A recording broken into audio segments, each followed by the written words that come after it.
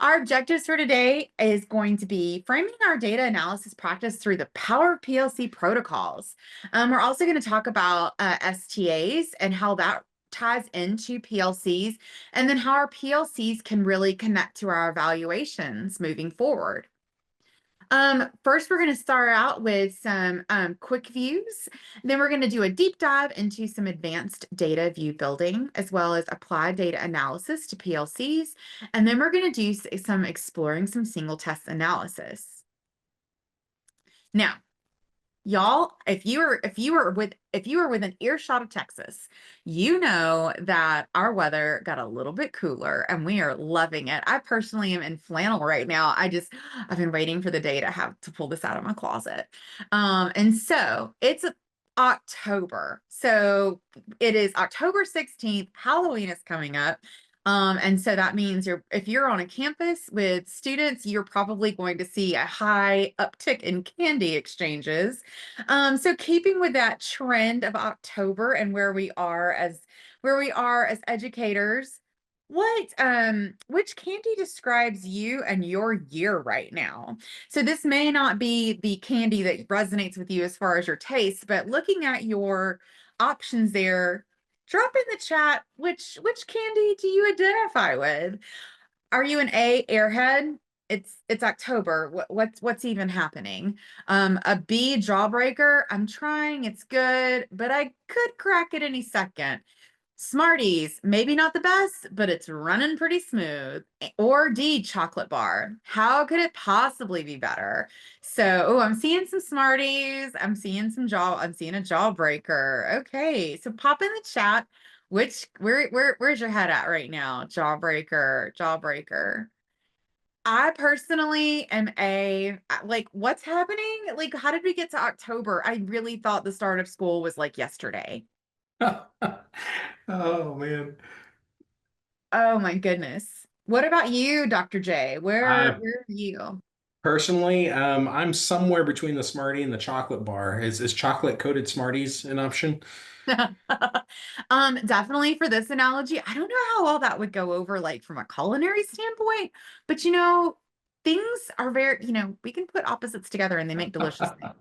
I do agree. I'm seeing a look. You know what? We got a good mix here. Well, we're hoping today's webinar is a time for you to take a breath, learn something new, catch a new idea, and then bring it back to those that you work with. So I'm going to go ahead and turn it over to Dr. Jeremy Wagner to talk to us about PLCs and assessments. Thank you, Dr. Ross. So, um, if you've stuck with us through the last couple of portions of this webinar series, this one is part 3 of our webinar series on assessments. You've probably seen this feedback cycle several times. Today, we're not going to be as focused on the feedback cycle as a whole, but instead we're going to look at the analyzing portion to a far deeper level. Once again, we're answering that really big question. I just gave an assessment, I just gave a test. Now what?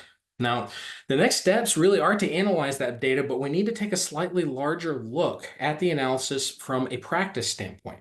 What kind of practices and processes exist in your district or in your campus, and how does data analysis fit into those processes?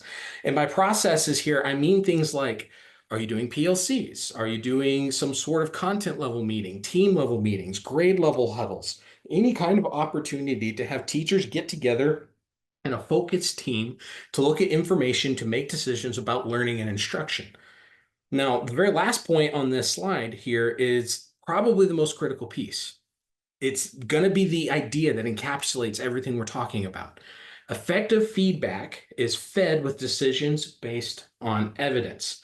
So when you're going through this feedback cycle and you're making decisions on your instruction, it really needs to be based on evidence and not a whole lot of the vague I think I feels about what's going on in your classrooms. Now that you've taken the assessment in our processes, what are we using and how are we using our existing processes and existing opportunities to talk about and converse with teams of teachers to look at the data and make those decisions? Well, last time we talked about quick views and we did a very basic look at quick views as a whole. Today, we're going to take a little bit deeper dive into quick views and I'm going to show you some more advanced ways to utilize it. Quick Views is probably the most diverse and most flexible way that we offer to engage with assessment data. Today, we're going to dig a little deeper past some of those basics and do a little more and dig more into some of the advanced things to help identify trends that can be brought to those conversations with your teachers. So to begin, like usual, to check out a quick view and aware after an assessment has been given, we just show that you can, in the last webinar, quickly just dive into a quick view table, find the test you're looking for, and use one of the 4 built-in quick view templates, which are actually really helpful and really powerful, including my personal favorites, the learning standard breakdown and the individual student responses to help answer questions about how are our kids doing and what are they doing. But today, instead of doing some of the basics, we're going to dive a little deeper into the editing data views, where we can dig into the variety of fields and assessment combinations and filtering options that let you build something really, really powerful. It's a pretty easy way to navigate and to add multiple tests into one area and actually share these saved views with others as quick view templates, whether at the teacher level, campus level, or even district level. So, pardon me. I'm going to demonstrate a couple of these real fast. Now, this is a demo site, so you might need to forgive some of the weird names of our assessments. But I have here at the top our 4 default views, which we covered a little bit last time. But I've also prepared 5 views that aren't default that I have made and I have shared as district quick views or quick view templates that could be potentially helpful. This first one I'd like to look at is called, or what I call, the accommodation template. You may have something extremely similar in your district. Now, what I'm going to do is I'm going to load this data and load this template. We're going to look at the template as a whole and talk about it for a minute. And then I'm actually going to open up the edit fields and I'm going to show you the columns and what fields are in those columns. And you can feel free to maybe try to screen grab those fields if this template interests you, but don't worry. If I move on and you don't get the chance to capture those fields, our recording of this webinar will go out within about 24 hours after we're done. And so you'll be able to rewatch the recording and catch those fields if you need to, if you don't get them right now. So let's talk about the accommodation template. We're looking at test data, and one of the questions we have in our PLC group or our data team is, are our students actually using their online assessment accommodations the way they need to? Because we're noticing some of our students aren't performing the way they need to, and that might be because they're not using some things like the text-to-speech, or they're not using the content clarifiers, or the things that are there to help them with their IEPs or whatever it is that they need. Well, within this one, I've got the standard information and I've also got the responses breakdown so I can see each question, the standard, and the answer choices that those students chose. But moving to the right, I've added fields that tell me with every single student, do they have spelling assistance? Yes or no. Text to speech, content clarifiers, the calculator, speech to text, and the number of instances that was used on the assessment that I have pulled up. Now, this sample data is showing mostly no's and zeros across the board, so really this is just for illustrative purposes, but I hope you get the idea. And this can give me an at-a-glance look at the students, their performance, and note, oh, they really are or aren't using their accommodations. This can be a really powerful insight to provide your data teams information that they could use that might have a really big impact on how students are performing on assessments, because students really need these things sometimes, and we can tell if they are or aren't using them with this kind of data view. So let me show you how this one actually looks. I'm going to click Edit. And then we've got the test tab, column tab, and summarize tab. Test tab is where we pull in additional tests. I'm really only worried about this one test, but you can pull in multiple tests if you want. And in the columns, here's a quick look at all the columns I have. We've got the responses, the raw score, percent score, and then the first one here, spelling assistance, it's whether or not the accommodation exists for the student or is assigned to that student, and whether or not they used it and how many times they used it. So I'll leave that there for just a second. And then one of the other handy things you can do is, say we're really looking at text-to-speech usage. I really want to know only if, I only want kids included in here that have the text-to-speech. You can click here, add a filter. It'll add a little bit extra, and you can say it needs to be yes, they have that accommodation. And when I check that, and granted, you saw on my others, it was no across the board. So if I actually update this and show you, it's going to show you a blank quick view. So I'm not going to do that. But I can click this green check, update, and then it'll filter out to just the kids that have that particular accommodation that I've set the filter to. So this is a really powerful way to dig into and just look at the groups of students that you're particularly worried about with those accommodations. All right. So that's that one in a nutshell. Let's look at our next one. I'm going to go back to the quick view. And I'm going to use this drop down because it's a little easier to see which ones I'm picking. I'm going to look at one that says did not meet expectations. Occasionally, when you're doing some sort of data dig kind of conversation, you want to actually dive into and look at and identify students that aren't meeting the mark, and you want to have explicit conversations about those kids. Well, with this particular quick view, it narrows in very quickly and filters out to show only the students that didn't meet whatever threshold was set on that assessment, depending on how you set your thresholds on your assessments for your performance levels. Because I've narrowed into these particular students, I get a really good idea on who those students are, and then I can see at a glance what kind of demographics are in common across this student group. And are those demographics something that is drawing a concern that maybe we can do some more focused intervention for that particular group of kids? This type of quick view looks a lot like this. I'll go to columns, and I've just got in here the base things, the raw score, percent score, and the summary info. But within the columns, I've got approaches only, and I have it set as a filter to no. Approaches equals no on the filter, meaning they didn't get at least approaches. And if you're familiar with quick views, all of our performance levels, if you just drag one of them in, you can filter by that one particular performance level. And also there are opportunities for those performance levels to actually aggregate. So you know that approaches includes the approaches, meets, and masters percentages. So setting it at the approaches equals no really helps you narrow in and get just a list of kids that did not meet the expectation on that assessment. Here's another good one. We're 2 out of 5 down. Let's say you're dealing with accountability and you're looking at the A through F accountability system here in the state of Texas. You can create a quick view based on the assessment or assessments that you pull in and actually filter out and look at a specific group of kids that apply in various portions of domain 3. You know, in domain 3, we're looking at a large set of demographics across a wide range. And so within this one, I can see at a glance the way I have this set up. I've got my students, but I've also got their current campus. I've got whether or not they're homeless, migrant, special education, if they're socioeconomically disadvantaged, if they're emergent bilingual, and their ethnicity. And then I've also got the basics, their raw score and the percent score, and I've added what their testing instructor was for this particular assessment. So if I'm looking at historical data, I can see where they were and where they're at kind of at the same time. This particular quick view looks like this in the columns. You've got your current campus, all of these various fields that I wanted to bring in for the demographics, then your raw score, percent score, and your testing instructor. Now, Jeremy, hold on. I've dug around in quick views, and some of these fields aren't super easy to find. We've got a handy dandy little search bar right here, so you can actually go and find those pretty easily. So let's say I pulled homeless out. I can actually say I want homeless and I'm not sure which one to, which folder to actually expand to find it. Use your keyword. I typed the word home, it found homeless status. I can bring it in, drag it over real quick. Easy peasy. All right, 3 out of 5 down, 2 more. Let's look at learning standard analysis.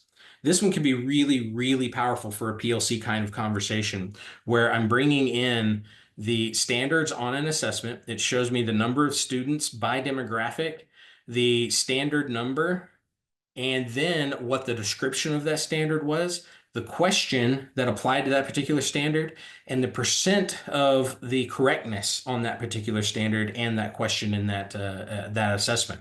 This will give you a really great opportunity to have conversations about, okay, now which standards and which question numbers are concerning on the assessments that we just gave. You might find in this 2A standard here, I've got 2 questions that performed weirdly well, but let's say we just chose 65% as a cutoff of concern for our district. Well, question number 2 was below that 65% threshold. So maybe I want to go look at question number 2 and look at how it was asked and try to decide, was there something about that question that distracted my economically disadvantaged students? Was there a cultural gap that might have existed because maybe these kids didn't experience something that other kids may have experienced?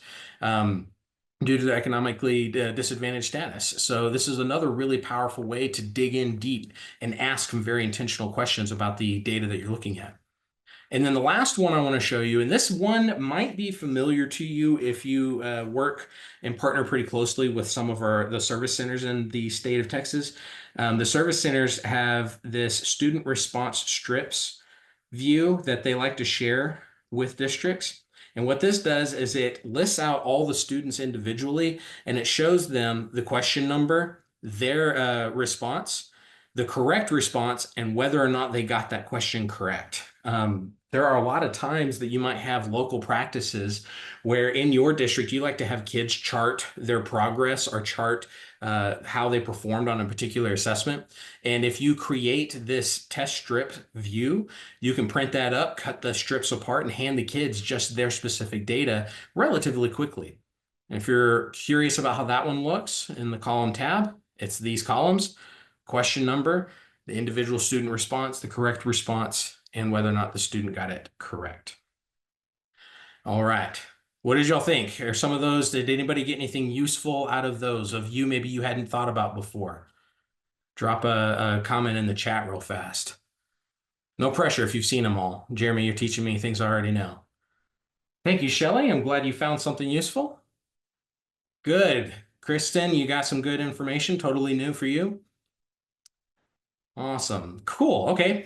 Now let me show you the next really good thing. The student test strips. Yeah, that was really powerful. People really like that. Yeah, that search bar. I remember when I first learned about the search bar, I'd actually been a customer with Edufor and even had been working with Edufor for about a year. And I was working with our customer success team and they were building a view and we were trying to troubleshoot it. And I saw them type in that bar and I was like, no way. Like I've been there, I don't know how many times, and the search bar is right there. That would save me, I don't know how many times. Okay, so let me show you how to share these things. Sharing them as a template is something that can only be done if you have administrator level rights. And if you're curious about exactly which right it is, it's escaping me off the top of my head, but it has something to do with sharing data views. But once you go in, and I'm going to start with just blanks like default student scores. Once you go into and edit any changes that you make, and let's say I just want to real quickly pull in some extra demographics such as ethnicity and whether or not they're eco-dis. When I hit update, I have the opportunity right here to click this little button. And when I hover over it, I don't know if you can see my hover when I'm sharing my screen like this, it says save as new view. I'm going to click that button and it will save the view and it will be available in the left navigation now, this data views bank, and it will be named exactly this. And I might not want it to be named this. And so to rename it, now that I have saved it, notice there's a new button here that says save. This button is different than the save as new because this button will only save any changes that you make to it. So I'm going to hit edit and then I'm going to go rename this. And then I'm going to hit save. And then it saves the name. Now it's got the name that I want. And notice right up here, if I've got the right to share, I now have a share button because I have saved this as a personal view that is for me only right now. And when I hit this share button, I'm going to get several options. I can share this as a saved view for the entire district for any campuses that I belong to, or a quick view just for teachers, either all teachers or just my campus's teachers, or as a quick view template for the entire district, my campus, or just for me. Well, if you want the entire district to have it, this is the button you want. You're going to hit submit, and then it's going to end up saving it so that it becomes one of those templates that is in that drop down when you're in the quick view table so that I can pick the test, quickly pick the template I want, load it, and then I can see it. This is really, really important as a step so that when you have quick view templates that are really important to the data conversations that you're having in your district, having them shared makes it really easy for the teachers to get in there and do these kinds of things themselves. Let the principals get in there and pull these data views themselves without having to build them from scratch, which is a really good time saver. Because at the end of the day, if you've got a PLC, one of the big things that becomes a detractor is how much time am I spending in my PLC just slogging through the task of looking at and finding the data I need. That can be really problematic, and you building and saving the template for them can save them a whole lot of time. All right, we're going to keep moving on.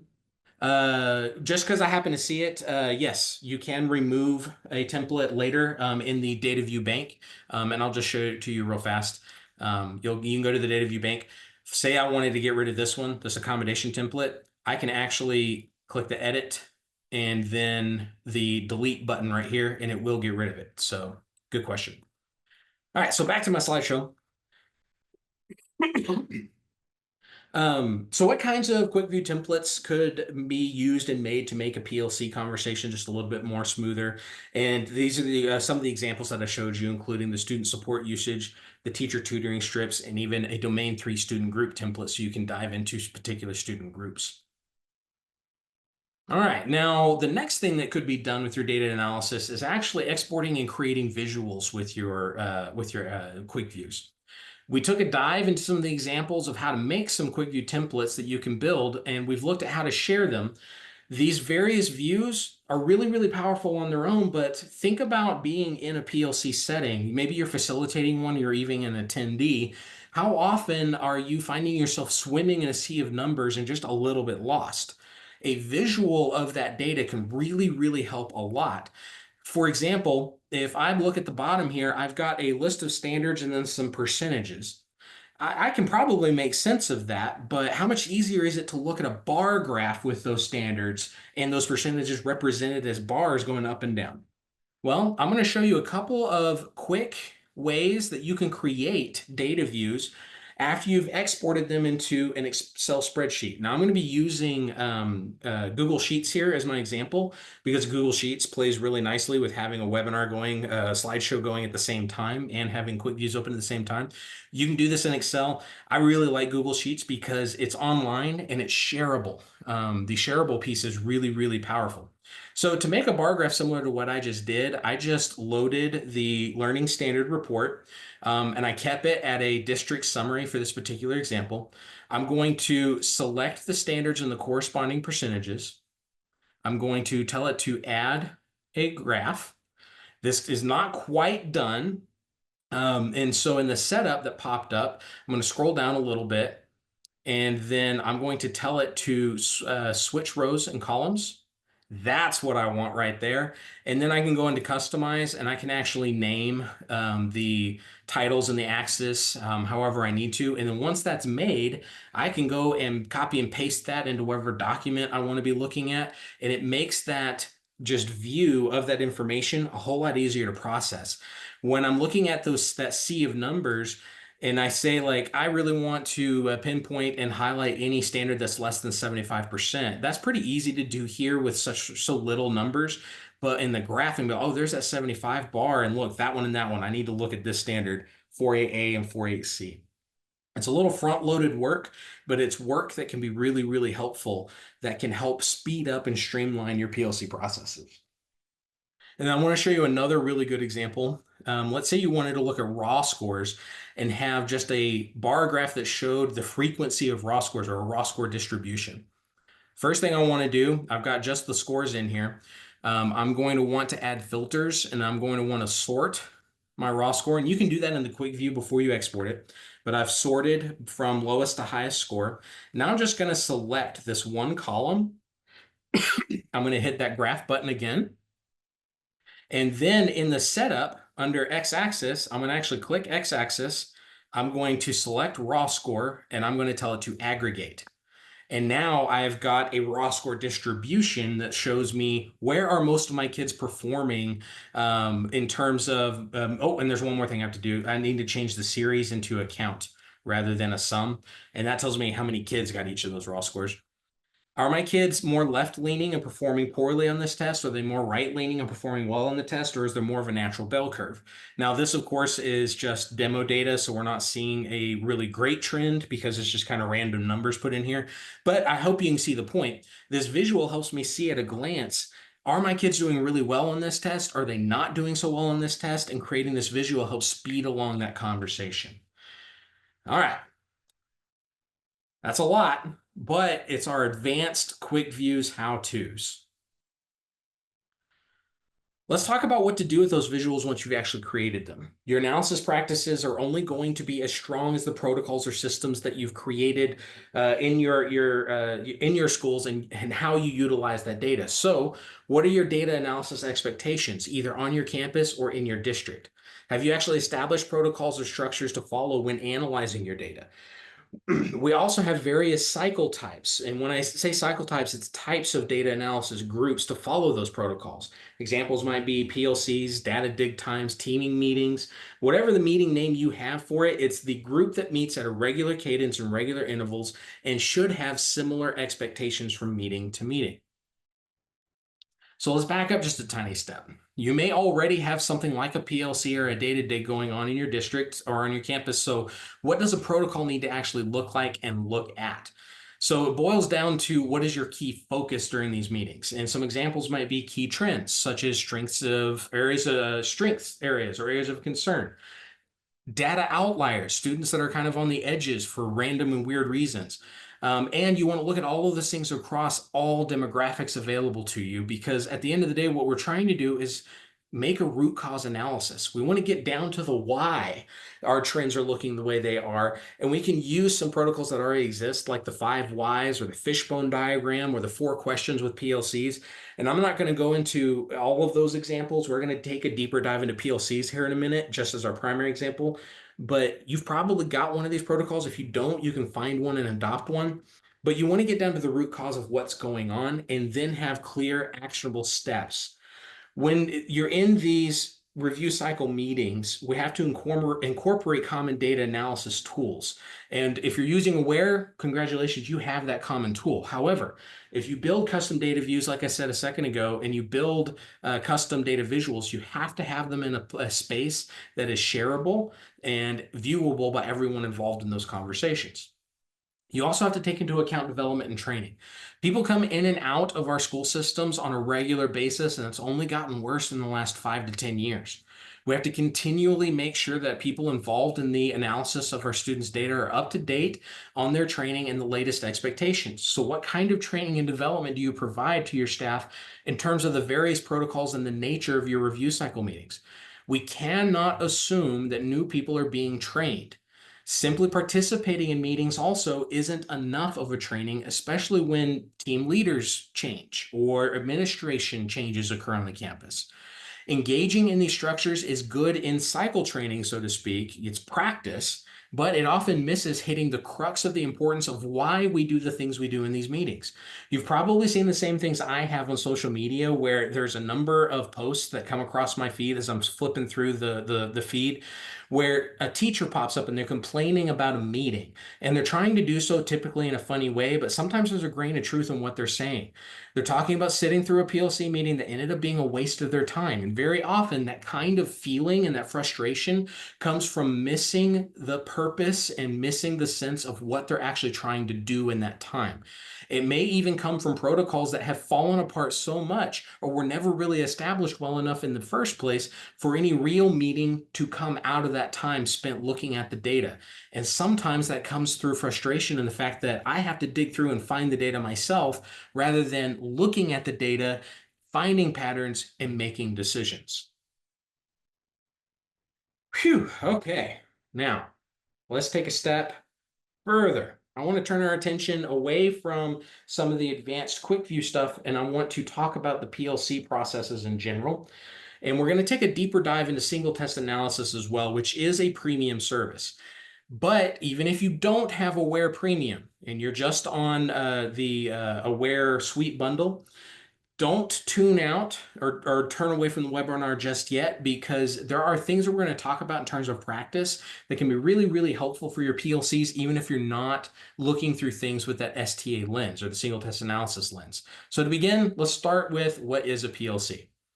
A PLC, according to the people that started it, the Dufours and Eaker in 2002, it's an ongoing process in which educators work collaboratively in recurring cycles of collective inquiry and action research to achieve better results for the students that they serve. Notice some of those key words: ongoing, collective, inquiry. There are a whole lot of challenges to actually making these kinds of things happen, and the way that PLC should be can be a challenge just to make sure it's happening that way. Often, if the correct culture is actually in place, the number one challenge of a PLC is having readily available data that's easy to digest and easy to use to make action plans and come to decisions. So that way, much of the time can be devoted to looking up student results. You don't have to spend so much time printing it, marking it up, etc. Teachers and administrators are way too busy as it is, and using something like single test analysis can help pull some of that out. Reaching a common definition of a PLC in your district is also really critical when diving into a PLC process. Here are some discussion questions you can take with you to basically guide any decisions that you have right now if you're starting PLCs or need to. What conversations have already occurred to align philosophy, approaches, and expectations? Do we need to revisit them? Say you've been in PLCs for a while. Do we need to revisit and try again? How does your staff engage with or utilize that instructional data in that time? And have your teachers had an opportunity to practice being in a PLC? Practice can be really, really helpful, especially if you're brand new to the PLC process and actually engaging and seeing how a PLC should work before you're expected to actually dive into one. So at a really high level, here are the 4 essential questions, and I'm going to break these apart when we start diving into single test analysis so we can look at how single test helps you answer each of the 4 questions in isolation. And they are, you're maybe familiar with them. What do we want the students to know and be able to do? How will we know that they have learned it? How will we respond when they don't learn it? And how will we extend the learning for the kids that are already getting it? Well, with quick views, we've already talked about what it can do. It lets you look at scores, it lets you look at demographics, it lets you fine tune things, look at accommodation usage. There's a variety of filters. But if we're being perfectly honest, there are some shortcomings with it. To be quite frank, quick views is probably the single most powerful tool we have for executing data analysis, but it really takes time to build the things you need out of it, and you have to dig and dig and dig. It's super inventive and super creative, and you can do things in a bunch of different ways. And then sometimes you have to export it to get the visuals that you want. But when we look at single test analysis, it's an actual data solution that helps educators summarize performance data on a test, compare those standards across depth of knowledge levels, and analyze individual item responses without having to do all the slogging through and making of things themselves. So Aware's single test analysis is the fastest, most accurate way to analyze student performance, where we can look at things across raw scores, performance bands, demographics, learning standards, and we have an in-depth item response analysis. For example, have you ever wanted to look at the new technology enhanced items, or the STAR 2.0 items as they're commonly called, and Quick Views doesn't really give you a good sense of which answers the kids picked on an inline choice, or which answers the kids picked on a hotspot, or those kinds of things? Single test will actually show you those kids' questions and show you which ones they picked. It's really neat. All right, so let's talk about the first question. The first essential question is, what do we want all of our students to know and be able to do? This is actually a question that has to be answered outside of single test analysis and needs to be answered usually before you get into the PLC meeting, but it can be answered during it as well. Depth of knowledge is critical here when we're answering that particular PLC question, because the depth of knowledge of the standard and the expectation needs to align with the depth of knowledge of the question to ensure that the kids are meeting the expectation of the standard. We gave a webinar a few years back with some experts on depth of knowledge. Eric Francis joined us from Solution Tree. I've got a link here, and you can actually use that link to dive into depth of knowledge a little bit, pun intended, depth, anyway. To dive into that a little bit more on your own time. But if you haven't looked at that webinar, it's really, really great, and I highly recommend you look at it. But as a really high-level overview, depth of knowledge in a practical example, if we look at this standard, we have, thank you, Dr. Ross, we have Science 4.8b, where the kids are expected to describe and illustrate the continuous movement of water above and on the surface of the earth through the water cycle and explain the role of the sun as a major source of energy. The 2 key verbs I'm pulling out here, and there's more than just these 2, but these are the 2 that I'm pulling out, is describe and explain. Describe and explain is a depth of knowledge level 2. It's more than just recall. It's application. Depth of knowledge 1 is recall. And this is an example of a question that was on an assessment. It's a hotspot question, and it says select the one hotspot that serves as the energy source. The energy source here is the sun. All they're doing is identifying it, so that's DOK1. Am I reading or meeting the requirements at DOK2? Maybe not. And so we have to have a deep understanding of what the kids are expected to know as we dive into the analysis from that assessment. Now, getting into single test analysis, you can quickly identify which test you want to pull up in the same way that you would with quick views. You can do a rights drop down at the top if you have more than one set of rights or rostered students. Find the test using the filters, and then we can dive into question number, wrong button. There we go. Then we can dive into question number 2. How will we know if they learn it? AJ, I'm going to throw some editing difficulties your way here, a little bit choppy. So we're diving into question number 2. How will we know if the kids have learned it? Well, across each of the different tabs in single test analysis, you get the visuals that I showed you how to build in a spreadsheet, but now we're building them for you without you having to go through the work of using the spreadsheet to do so. In that performance summary, I get a really quick glance of the performance bands and the raw score distribution on the test that I'm looking at. The data here, if you scroll down a little further, will actually give you a student list and demographics, and you can start filtering it by those demographics, performance levels, or raw scores to generate lists of kids. If you've got single test analysis and you haven't been in single test analysis in the last about week and a half, we added something very recently, and this is it. The student table summary, their student table list. Now I have a list of kids that will respond to various filters, raw scores, performance levels, demographic filters. I can search for students by name or student ID. And then I've got a handy dandy little button that says create a monitor group from this list. I can curate a list of kids now in single test analysis and send that list straight to a monitor group for more focused analysis in other areas of our platform, such as quick views. And then we've got the demographic distribution, which has been around a while. This is very much similar to the summary level views you'd see in quick views, where I see a demographic breakdown across each of the performance levels. And if I need to, I can toggle on a percent at that top right and see how are my kids doing across the demographics that are available for that view. Continuing answering question number 2, we have the learning standards summary. With the learning standards summary, I get a table where the standards are listed across the bottom. I've got a performance on the left, and it breaks it down by depth of knowledge so I can see my DOK 1s, 2s, and 3s separated from each other.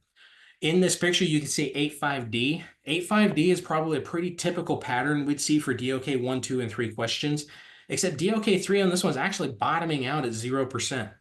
This gives me an at-a-glance view of my standards and think, oh, there's something weird going on with 8.5D because I've got a DOK 3 that's at the bottom. It should be a little low, but maybe not bottomed out.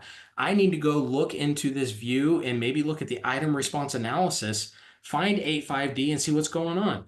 Oh, look at number 11. It's 8.5D and almost nobody got that question correct. In that item response analysis, I can literally click that bar right there on number 11, and then I can start digging into question number 3. How are we going to respond when some of the kids don't learn what we're expecting them to learn? Once I start looking at that specific question, this one actually says question number 9 right now, but it's just a good example of how multiple choice question pops up. I see the question, the correct answer, and then I get an answer distribution right next to it so I can easily start to decide, are there any distractors? Are there misconceptions? Are there mistakes popping out? With this particular example, I don't see any that are super obvious to me because A, C, and D, the incorrect answers, have a very even spread of kids picking or not picking that response. But in question 13, which is one of our TEIs, this one's our one of the drag and drops into a table, I can see the percentage of kids that entered or selected, or got correct rather, each of the various gaps 1, 2, and 3. Well, I can see with this one, oh, wow, gap number 1 has the lowest percent by far. So what is that misconception that I need to address with this particular question? I'm answering that third question. I now know how to respond or where this lack of proficiency is with this particular concept in this particular question. So I can decide to either revise the question and reassess that particular standard, or if it's not a problem with the question, I can address the reteach and then reassess later once that's happened as well, answering PLC question number 3. And then in the table below, You get a list of kids after you've selected a question. You can see the answers that the kids picked on that particular question. And then I can literally click on the student's name and see the exact interaction that that student picked for that particular question on any question in the assessment. And then the last tab I want to talk about is actually test analytics, which was also very recently added. Test analytics is a really powerful way for you to use and harness the power of statistics with the 6 different statistics we're surfacing here at the test level and at the item level. We've got reliability, skew, the standard error of measure, difficulty, the corrected item total correlation, and the discrimination index. Now, I don't want to teach a stats class on this, so we have online help guides that take a really deep dive into these things if you want to go dig into it. But we tried to make this tab as simple as possible. You notice on some of these, there's a little yellow triangle next to some of them. That little yellow triangle is a warning. We've set thresholds on some of these calculations that should let you know, hey, there's something maybe wrong with this question. And I want to emphasize the word maybe because your local context on what's going on with these tests and these kids is super important in deciding if there is actually an issue with the test, instruction, or anything related to that. But once you get that little yellow triangle, you don't have to know the numbers and what they mean. You can just look at the warnings, hover over it, and you get a tooltip that gives you a suggestion. The example I've got on the bottom right, it says this item has a low correlation with the overall test score, indicating it may not be contributing meaningfully to the assessment. Consider revising or removing this item. Test analytics can be really helpful in helping you answer that third question because sometimes in deciding how we're going to respond, sometimes the response is we need to change the test. We don't necessarily need to address the student's learning because maybe they got it and the test was giving you a question that was misleading in some form or fashion. This tab can help you identify that. And then finally, the last question. How about we extend the learning for our students who have already demonstrated proficiency? This particular PLC question is probably the most difficult to answer within single test analysis. However, single test can give you a pretty clear picture as to whether or not your students are ready to move on. And now you can even create groups of students within single test itself. And here's just a quick list of the types of tests that are supported in STA if you needed it. You've got basically all your local tests. If you can make the test in Eduphoria and use our online testing platform, you can use it in single test. Phew, okay, that was a lot. We're going to take a quick breather here, and I'm going to ask a question, and we're going to do this last portion of our webinar where we're connecting PLCs and your actual teacher evaluations. And this is not a premium only kind of thing. So I want to ask a question. I want your answers in the chat if you don't mind. Is your district currently leveraging PLCs as part of your teacher evaluations and input and trade out PLCs with whatever data digging team meeting you guys might have in your district? So plug in team meetings, plug in, the fundamental 5 strategy teams, whatever fits into that part. Are you doing that and looking at it in your teacher evaluations? A, yes, we absolutely are. B, we're planning to. C, no, we currently don't use it in our evaluations. Or D, we need to talk about this more at our district level. Ooh, good. Shelly, Gloria, Dornisha, Candace, all yeses. That's good. That's great. Okay. All right. So across the board, we're feeling pretty good there. So this next part, as we're making that connection between your data teams and your teacher evaluations, the next question I want to ask, we can drop a quick answer in this one as well. What's fair game for your evaluation documentation? And we're going to use T-TESS as our example in this question. Is it any kind of active teaching in a lesson? Is it students independently working, teachers collaborating to plan, or is it all of the above? Hint, if you answered one way on the last question, you'll probably answer another way on this one. Yep, I see some D's. Y'all are reading my mind. Yeah, all of it's fair game. If we're not looking at the teachers collaborating and planning in our evaluations, we're missing an opportunity here. And so let me paint you a picture. You've got this overview and you log into Strive and you see, just like I see on this picture right here, I've got 15 overdue tasks. And when I look at that list and I click 15 overdue and I see a list of teachers, oh, holy cow. I've got 4 teachers that have overdue walkthroughs right now, and they're all in PLC together right this very second. How great would it be to go get 4 walkthroughs done? 4 birds with one stone, right?